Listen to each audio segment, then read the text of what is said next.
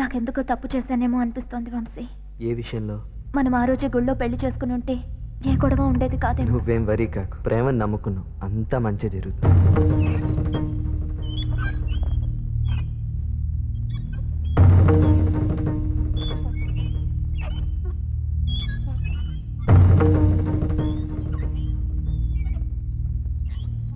ఏమండి,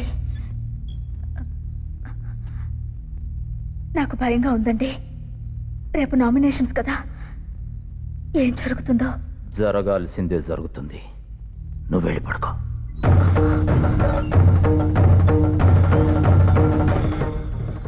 వదినా, ఏంటి?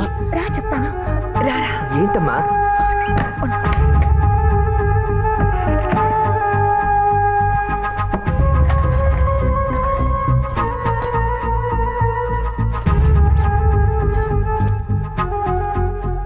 తీసుకో.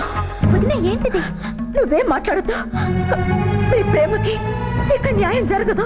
వాళ్ళిద్దరిలో ఎవరు ఓడిపోయినా మీ పెళ్లి జరగదు.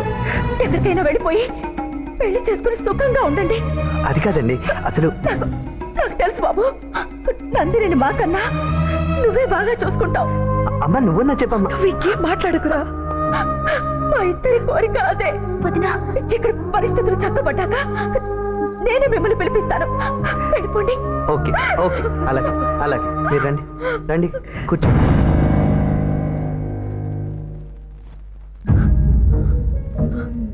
మా నాన్నగారు ఎప్పుడో మాట అంటుంటారు, జీవితంలో ఏం సాధించాలన్నా దానికి రెండు దారులు ఉంటాయి. ఒకటి సరి అయినది, రెండోది అడ్డదారి. అడ్డదారి మనల్ని బాగా ఆకర్షిస్తుంది, తేలిగ్గా అనిపిస్తుంది. మొదట్లో గెలుస్తున్నట్టే ఉంటుంది, కానీ చివరికి ఓడిపోక తప్పదు. సరైన దారి అలా కాదు.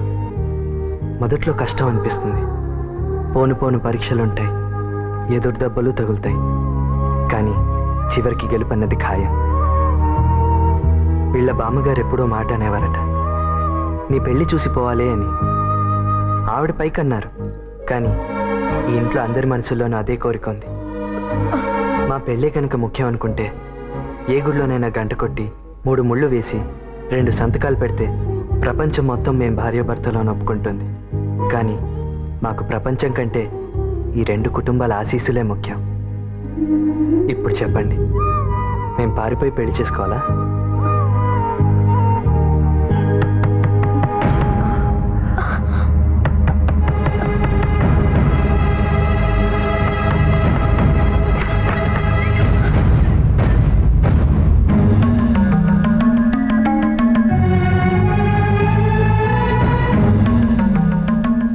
మా బుజ్జమ్మ పెళ్లి కళ్ళారా చూసి పోవాలనుకున్నాను, కానీ మీ పెళ్లి జరిగితే చాలు అని వీళ్ళలాగా నేను చెప్పాలనుకునే వచ్చాను. వయసులో చిన్నవాడివైనా పెద్ద మాట చెప్పావు. పారిపోయేవాళ్ళు గెలవలేరు, గెలవాలి అనుకున్నవాడు పారిపోరు. మీరనుకున్నట్టుగానే ఈ పెళ్లి జరిగి తీరుతుంది.